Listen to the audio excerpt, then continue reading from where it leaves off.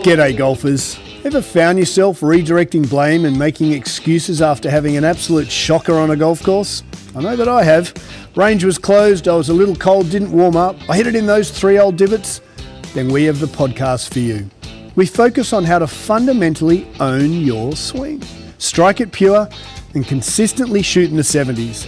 Be it if you're a weekend hack, retired and playing daily, a school phenom or a tour professional. We present and discuss facts and physics pertaining to golf, trying to keep our ego and opinion at bay. We dispel myths such as keep your head down, bend your knees, or my all-time favourite, game improvement irons. So stop drinking that mythical Kool-Aid and have a sip of ours. I think you'll find it both inspiring and refreshing. I'm Scott Young, founder of Swing, PGA professional and ex-tour player. Welcome to Pivot the Path. G'day golfers and welcome to Pivot the Path. Happy Easter weekend and Passover. It's been quite a holiday weekend for us all. New York City was pretty quiet over the weekend. We hope this has found you after having a fantastic weekend with family and friends. We had Dawson who came up and visited us to spend time in Easter. We had just such an awesome actually Sunday reminiscing about our pops time in the Navy and after our venture down to Annapolis a week ago. So that was just fantastic. We do hope that you enjoyed it with family and friends. I was lucky enough to play golf with our girls. Now, golf is a global game. We go back and forth about what it means to you. To me, it's brought a whole new level of enjoyment that I can't begin to contain and also express how much fun I had. So we played on Saturday with my eldest, Isabella, 15, Matilda, who's 13, and our little guy, 7, and Rosemary walked a couple of holes before she had to duck out and collect our other troops. And I cannot begin to tell you how exciting it is, and I really mean this sincerely, to not only spend a couple of hours with one another, we all took the piss out of each other. We're a very close unit. But there were no phones. To be brutally honest, Colton and I, we booked a 4. It's a little par 3. I tried to hole every par 3. It was fantastic for me as a scratch golfer to be able to, like I'm carrying bags and I'm helping the kids, but then lock in. And it really is, it depends how you play around a golf. It's really important that you take the game of golf for what it is. You don't have to play Augusta, Georgia every time you're on a golf course. And so in prepping for my coming weeks, even though I'm carrying 2 bags, talking to Isabella, seeing Tilly, helping Colt, when it was my time, it was Velcro on, switch on, lock in. And that was actually Izzy's term, lock in. And so we know that what we're doing in here is fundamentally different to any other platform I know, and I know it works. And so we've gone back and forth as we try to scale our business and see how we open more boxes. But we know that when a 7-year-old gets coming from the inside logo down hips first, and a 15-year-old rower, and Tilly who's playing lacrosse, we know the system absolutely works. So relative to our improvement pivot point, and coming fresh off watching my kids, especially Colton who's 7, fundamentally understand logo down, shoulder down, hips before hands, hitting high bomb draws at the age of 7, we categorically know unequivocally that what we do in here at Swing works. Whether you're a tour player, PGA member, guy off 4, girl off 2, or someone who's never played golf before, we will get you owning your swing and breaking 75, 80. Every time you play golf, you just have to listen to us because the system works. Watching my 7-year-old, we were in here on Friday hitting balls with tech, understanding hips before hands and what that means coming from the inside. And then taking that to the golf course the next day was absolutely awesome for me as a dad.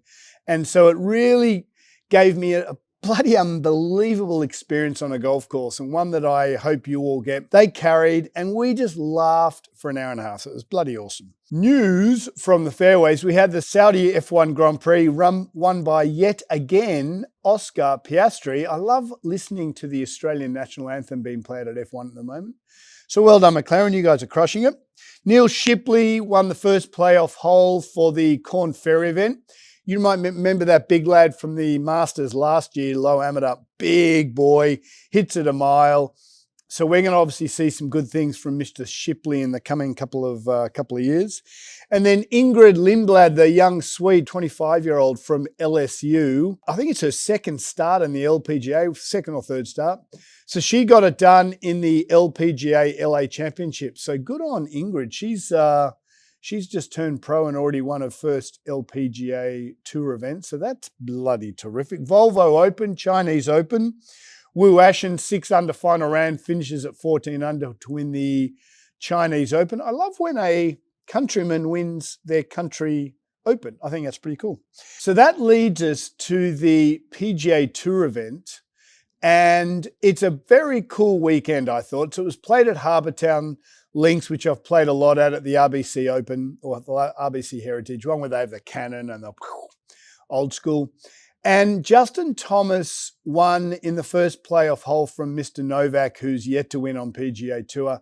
And Justin hadn't won for 3 years. And this was a really cool winning event because getting back to the Masters, Justin holed about a 20-footer on the first playoff hole to win the event. And I love watching someone drain a long putt or hole a chip or, hole a shot from the fairway to win a tour event.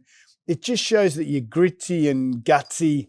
And I was so impressed with Justin. So I just wanted to parlay Justin Thomas's win, first win in 3 years, back to our improvement pivot point, because we have used Justin a lot on our podcast over the year and a half on technique that is slightly a little different than or certainly vastly different than what we teach here. And we never say it's wrong, but we say there's always cause and effect. And we get back to good old Mr. Sir Isaac Newton. For every action, there's an opposite and equal reaction. And Justin's technique is probably been infused because his grandfather was a golf pro. His dad was a golf pro PGA member. And so it's very old school, Justin. And I think the biggest difference, because I watch Gear Effect every single day, 10, 12, 13 hours a day, I just watch the club face hit the ball a lot more closely. And with a history of being on tour and biomechanics, I think we just do a better job of infusing how to play more efficient golf. And it's quite ironic that Justin just won the PGA Tour event, and yet his technique's a little bit inefficient, but he won a PGA Tour event and he's number 8 in the world. So we wanted to have a really lovely discussion on what is Justin doing. I would say it's the most emulated swing in golf. And we would just love to caution why to take a step back and understand what you're doing if you're emulating Justin and the upside and downside. So without further ado, let's get into it. So our improvement pivot point is to look at Justin Thomas's golf swing, which is vastly different to what I teach, and to look at the why someone like Justin Thomas, who is influencing millions of golfers, might not be the guy to look at from an improvement pivot point, how to own your game and how to be efficient in the golf swing. And what I'd like to talk about is, rather than just saying all these bold statements, is actually show you definitively what he does, how hard it is to replicate to be correct, so that you can own your swing. Remember, our whole platform here is to become one of the global leaders of golf improvement. And so everyone throws all these bold statements like he's the best swing, they're the best swing, she's got the best swing. And what we try to do is keep it high and tight on facts and figures. So what I would love to do is explain how Justin swings the golf club.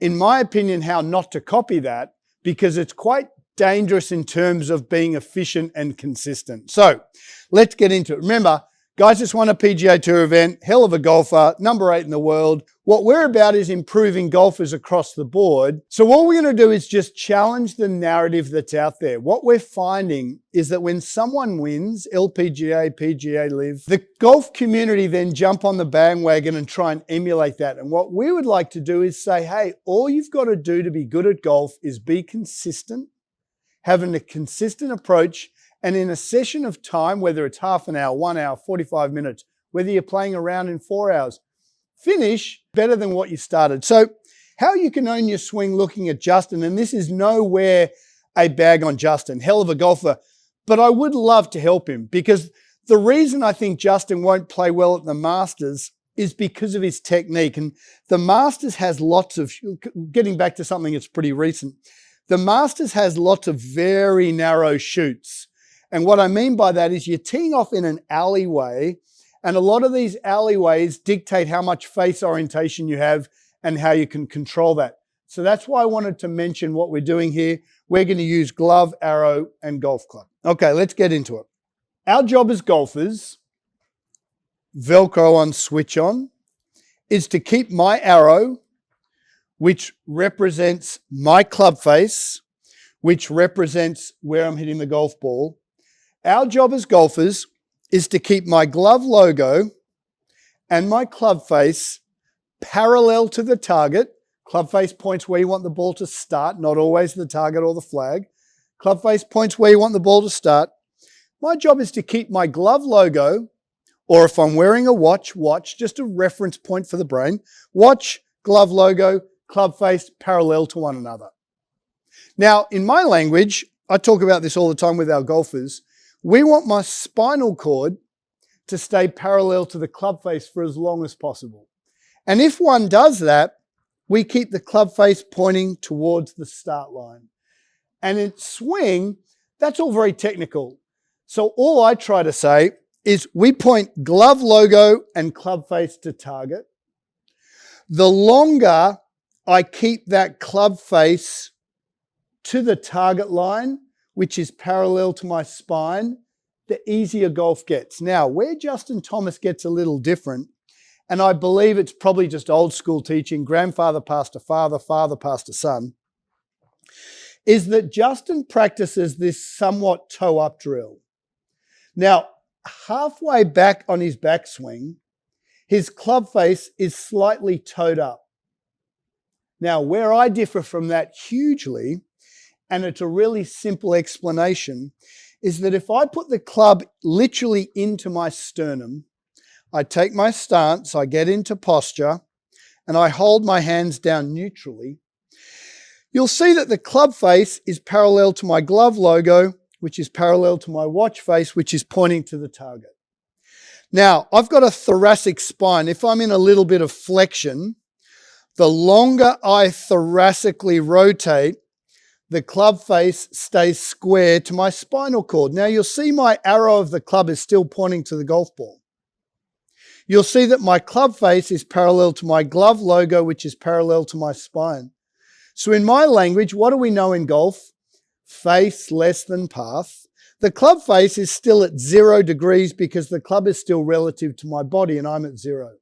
Where Justin Thomas will be right now is his hands and club will be behind his chest and the toe will be upright. Now, what I'm noticing a lot, especially with some of the Titleist guys, is they get this big anterior tilt.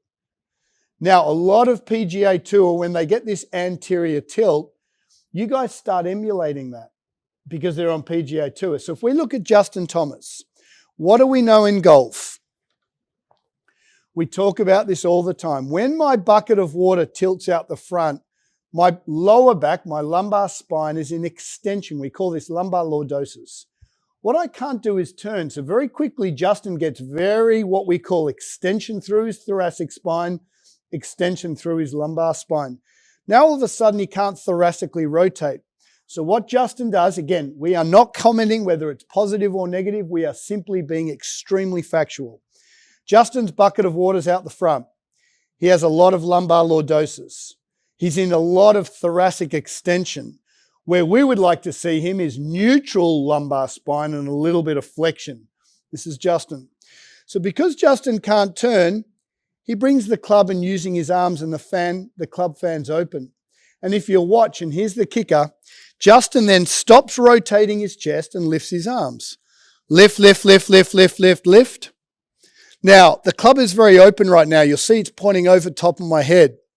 Because someone lifts the club, the first move in Justin is he throws the club. But as he throws the club, he lays it off. Now the club face is square. Anytime the left wrist is parallel to my forearm, the club's in a phenomenal position. It's square. In my language, it's 0 degrees. Let's talk about it again. Justin's bucket of water is out the front, anteriorly tilted. He's in thoracic extension. And I'd say this represents a good 40% of guys on tour, and not so much girls, but a lot of guys. Because he can't rotate, he uses his arms and the club fan's open, then he lifts. And as he lifts, he gets extremely steep and open. Now, anyone who lifts throws, but when he throws, he's so talented. He throws and lays the club off. Now the club's more neutral. And now he's swinging the golf club beautifully. But it's that open to laid off square, which is inconsistent. If one throws, one drops the arms. What we would like to see is all about posture. Justin, remember, muscles respond to joint positions. Because his pelvis is anteriorly tilted, he can't rotate. So the first thing I'd love Justin to do is get into neutral lumbar spine, little bit of thoracic flexion. People see this as rounded. No, it's not. And then from there, all I'm going to do is rotate. Shoulder down, grooves down, shoulder down, grooves down, shoulder down, grooves down, shoulder down, grooves down. We're achieving the same angles with our arms, but we're doing it through rotation, which means the club stays square to my body. Again, Justin, from neutral lower spine, his bucket of water's out the front, big old ski jump, anteriorly tilt. Justin is, club gets behind him. Now get back to Augusta, the Masters. We like to see the club stay in front of you, which means the club's square to my chest. Because he can't turn, he whips the club behind him with the face open.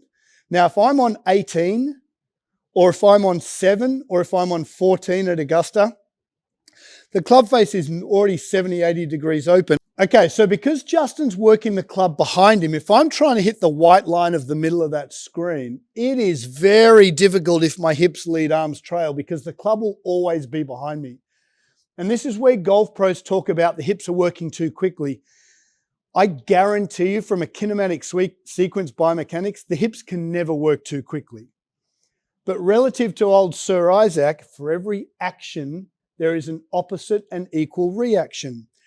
When golfers emulate Justin, not a negative or a positive comment, just a factual comment, when golfers whip the club inside face open, the club perceivably is behind the body. Now, for every action, hips turn, the arms trail. And as you can appreciate, if I'm trying to hit that white line on the screen, and this is specifically for Justin at Augusta, 18, 14, 7, even the second hole, which points him out to the right, if I start turning my hips, my arms lag. Well, all of a sudden, the ball's going that way. So now he's got to use his torso to get the club out in front of him.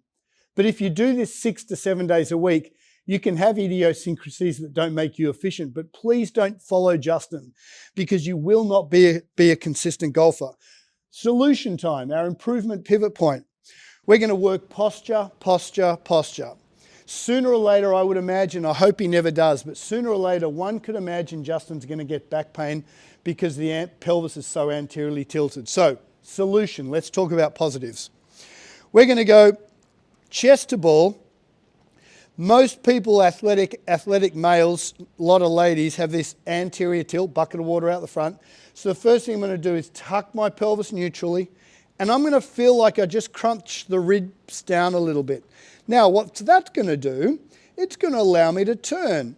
So now all I'm thinking is, right, club face, watch, glove logo, stay square. Straight back at 6 o'clock, that's why the noodles are here. And my thoracic spine turns. Turn, turn, turn, turn, turn, turn, turn. Now, I don't have to get my arms out in front of me because they're already in front of me. Now my pelvis can lead. Hips, hips, hips, hips. Arms are trailing. Now I'm back to where I need to be. Beautiful golf position. Now my pelvis is ahead of my chest. Depends on how flexible you are, how much mobility you've got in your hips. Keep turning hips, keep turning hips, keep turning hips. The point is, if I can start to get the golf community to understand cause and effect, there's no right answer here, but there's an efficient way to create ball flight and there's an inefficient way. There is a protective way to help the lower back, and there's a way to hurt your lower back. And so what we've noticed, especially getting back to our kids playing on Saturday, I had Colton in here on Friday, a 7-year-old who's played a handful of rounds of golf. And all I got Colt to do was our drill. I open his left foot, we square the right, I say chest to ball, buddy, tuck your tailbone, crunch, well for him I don't get him to crunch the ribs, but for me it's crunch the ribs. Put a glove on or your watch and just think, watch glove to target, watch glove to the ground. Right about now Justin would be logo up, logo down, logo down, logo down. My hand's still square to my body. Logo down, hips, and then ping pong top spin. One thing that every golfer must do is release the club. We'll get onto that more next couple of weeks. When you've got forward shaft lean, the face points right. When the hips lead, the face lags, face points right. You've got to release the club. Keep it simple. Feet either side of the T-square, left foot splayed, chest to ball, tuck tailbone. Crunch the ribs.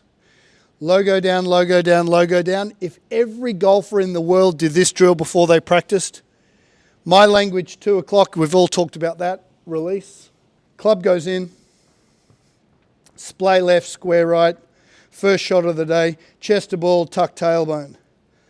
Now all I'm going to do is take the club straight back, straight back, straight back, straight back, shoulder down, grooves down, shoulder down, grooves down, and swing. I've just come inside 1 degree. Golfers, golf is about controlling face less than path. First swing of the day, I came from the inside 1 degree. My face was closed 2 degrees. I just spun my torso at the last minute. So why we know data's more efficient is because now I can improve that. Beautiful little high draw, but the ball started a little bit right. First swing of the day, 6 in the morning. So I'm just going to feel like my shoulders, if 12 o'clock's the target, I go straight back at 6 o'clock, logo down. That swing was returning my shoulders to like 11 o'clock. This time I'm going to return my shoulders to 1 o'clock and I'll improve the maths straight away.